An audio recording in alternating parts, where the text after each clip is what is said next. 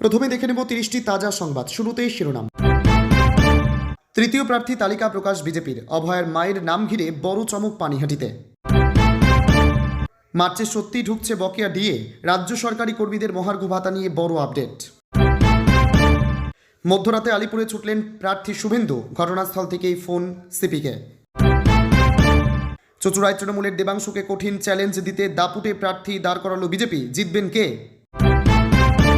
ভোটের আগে চরম আক্রমণ। 48 ঘন্টার মধ্যে তৃণমূলের বিরুদ্ধে বিস্ফোরক চার্জশিট আনছেন শাহ। ঘরে ঘরে পৌঁছবে নথি। মর্মান্তিক দুর্ঘটনা। ফেরিঘাট থেকে সোজা পদ্মায় তলিয়ে গেল যাত্রী বোঝাই বাস। মৃত 18, নিখোঁজ বহু। জঙ্গলমহলে তৈরি হচ্ছে নয়া সমীকরণ। মাটি হালকা হচ্ছে তৃণমূলের। 2 বিধায়ককে টিকিটই দিল না বিজেপি। সামনে এলো নতুন নাম। বিজেপির তৃতীয় দফার প্রার্থী তালিকা প্রকাশ। ভোটে কাজ করতে হবে ডাক্তারদেরও। চাকরিহারারা শিক্ষকদের নিয়েও নির্দেশ। লোকসভায় বাড়তে পারে আসন সংখ্যা। কোন রাজ্যে কত হতে পারে আসন? বাংলার আসন বেড়ে হতে পারে কত? জানুন এক নজরে। কিভাবে দেওয়া হবে বকেয়া মহার্ঘ ভাতার টাকা? নতুন নির্দেশিকায় স্পষ্ট করেছে নবান্ন। ক্ষমতা এলে উত্তরপ্রদেশ স্টাইলে এনকাউন্টার হবে। পুলিশের ভোল বদলাবো, হুঁশিয়ারি দিলীপের। এতক্ষণ শুনছিলেন সংবাদ শিরোনাম। এবার আসছে বিস্তারিত খবরে। ভিডিওটি ভালো লাগলে লাইক করুন এবং আমাদের ইউটিউব চ্যানেলটি সাবস্ক্রাইব করে আমাদের সঙ্গে থাকুন। পরবর্তী আপডেটের জন্য ধন্যবাদ। জেপির তৃতীয় প্রার্থী তালিকা প্রকাশিত হলো এবং জল্পনার অবসান ঘটিয়ে পানিহাটি কেন্দ্রে বিজেপির তুরুপের তাস হিসেবে অভয়ার মা রত্না দেবনাথকে প্রার্থী ঘোষণা করা হয়েছে। এদিন বুধবার সন্ধ্যায় প্রকাশিত দলের তৃতীয় প্রার্থী তালিকায় 19 জনের মধ্যে পানিহাটি আসনে এই নাম বিশেষ চমক। ওয়াকিবহল মহলের অনুমান, আরজি করের ঘটনা ঘিরে ওঠা আবেগকেই গেরুয়া শিবির জয় নিশ্চিত করতে হাতিয়ার করছে। এক নজরে দেখে নেওয়া যাক কোন কেন্দ্রে কে প্রার্থী হয়েছেন।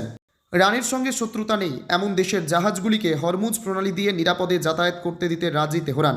তবে কোন কোন দেশ সেই তালিকায় রয়েছে তা প্রাথমিকভাবে স্পষ্ট ছিল না। হরমুজ প্রণালীতে জাহাজ ফাইল চিত্র। বন্ধু দেশগুলির জন্য হরমুজ প্রণালী খোলা রেখেই ইরান এবং সেই বন্ধু দেশের তালিকায় রয়েছে ভারত। লা হান্ট ডেস্ক। পঞ্চম পে কমিশনের বকেয়া ডিএ মামলায় রাজ্য সরকারের বিরুদ্ধে আগেই জয় পেয়েছেন সরকারি কর্মীরা। তবে জয় মিললেও মেলেনি বকেয়া। রাজ্য সরকারি কর্মীদের মহার্ঘ ভাতা বা ডিএ নিয়ে জট খোলার নাম নেই। মার্চ মাস শেষ হতে চললেও এখনও বকেয়া মহার্ঘ ভাতা মেলেনি। এই পরিস্থিতিতে ফের বৃহত্তর আন্দোলনের ডাক রাজ্য সরকারি কর্মীদের। ডিএ ইস্যুতে ক্ষোভ বাড়ছে সরকারি কর্মীদের। গত 5ই ফেব্রুয়ারি সুপ্রিম কোর্ট স্পষ্ট জানিয়ে দিয়েছিল 2008 থেকে 2019 সাল পর্যন্ত জমে থাকা বকেয়া মহার্ঘ ভাতার সম্পূর্ণটা মিটিয়ে ফেলতে হবে। সম্প্রতি রাজ্যের অর্থ দপ্তর নির্দেশিকা জারি করে জানিয়েছে 2016 থেকে 2019 সাল পর্যন্ত মোট 48 মাসের বকেয়া ডিএ দিয়ে দেওয়া হবে। 2টি কিস্তিতে দেওয়া হবে বকেয়া। প্রথম কিস্তির টাকা চলতি বছরের মার্চ মাসে এবং দ্বিতীয় কিস্তির টাকা সেপ্টেম্বর মাসে দেওয়ার কথা বলা হয়েছিল সরকারের তরফে। এরই মধ্যে সরকারি কর্মীদের একটা অংশের অভিযোগ, ঘোষণার পরেও সরকার টাকা দিতে টালবাহানা করছে। মার্চ মাস প্রায় শেষ হতে চললেও এখনও পর্যন্ত সরকারি ডিএ পায়নি। 2 কেন্দ্রের প্রার্থী তিনি। একসঙ্গে রাজ্য বিজেপির অন্যতম গুরুত্বপূর্ণ নেতা। ফলে ভোটের মুখে প্রচারের কাজে দিনভর ব্যস্ত থাকতে হচ্ছে তাকে। কিন্তু বুধবার রাতে এমনই পরিস্থিতি তৈরি হলো যে মধ্যরাতে তাকে ছুটে যেতে হলো আলিপুরে। খোদ পুলিশ কমিশনারকেও ফোন করেন তিনি। এদিন রাতে আলিপুরে ধুন্ধুমার পরিস্থিতি তৈরি হয়। বিজেপি কর্মীদের সঙ্গে পুলিশের বচসা শুরু হয়ে যায়। ঘটনাস্থলে যায় বিশাল পুলিশ বাহিনী। আলিপুর থানার অন্তর্গত আরফানগঞ্জ রোড সংলগ্ন এলাকার ঘটনা। জানা গিয়েছে ভবানীপুর বিধানসভা কেন্দ্রের বিজেপি প্রার্থী শুভেন্দু অধিকারীর জন্য আলিপুর থানার অন্তর্গত আরফানগঞ্জ রোড সংলগ্ন এলাকায় একটি নির্বাচনী ক্যাম্প তৈরি করা হচ্ছে। বুধবার রাতে সেই ক্যাম্প তৈরি করতেই একটি বাসবোঝাই গাড়ি নিয়ে যাওয়া হচ্ছিল।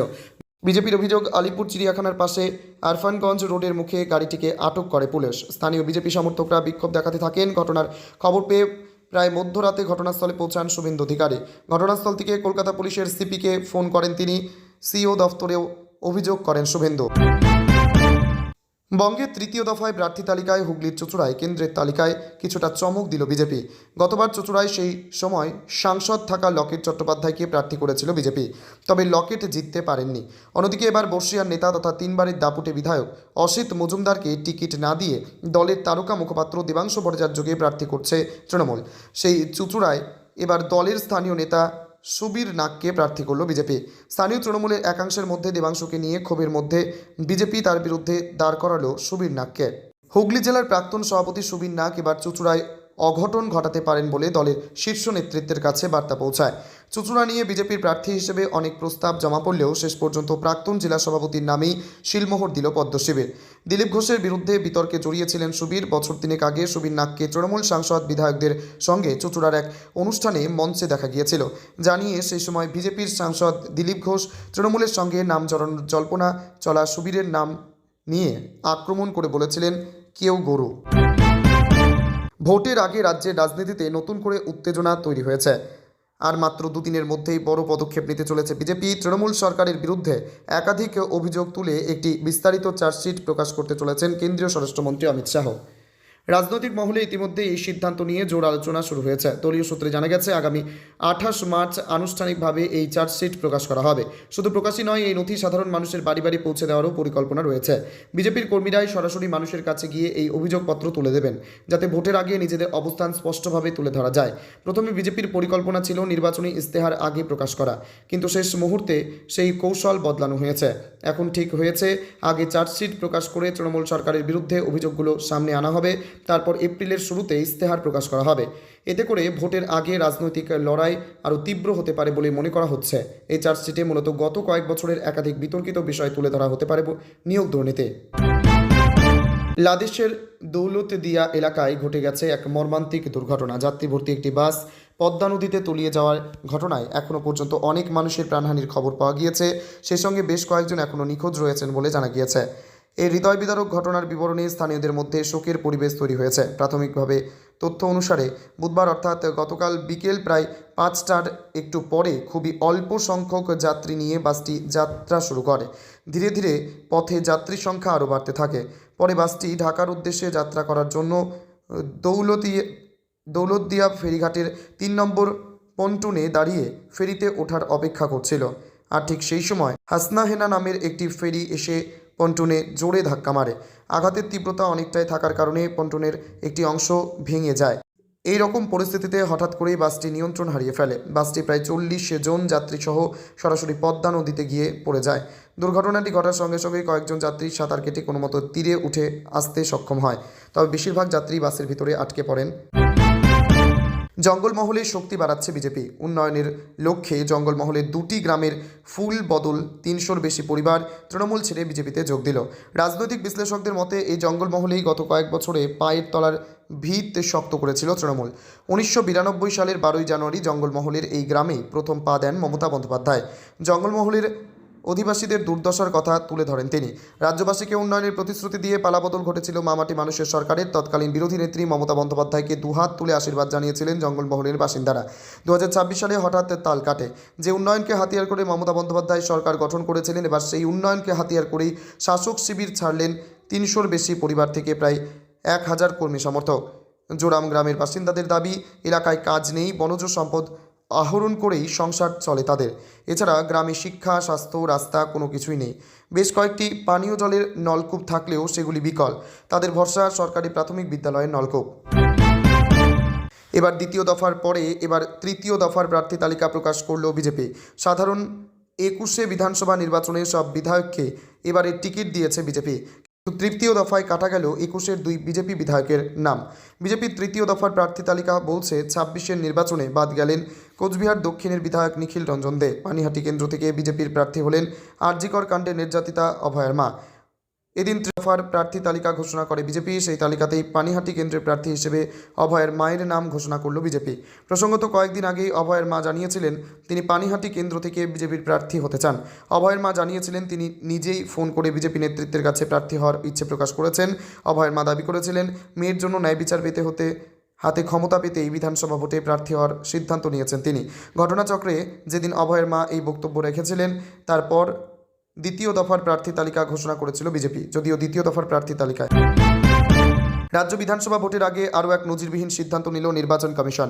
এবার ভোটে পরিচালনার কাজে যুক্ত করা হচ্ছে চিকিৎসকদেরও। সরকারি হাসপাতালের একাধিক চিকিৎসকের হাতে পৌঁছেছে প্রেসাইডিং অফিসার হিসেবে দায়িত্ব নেওয়ার চিঠি।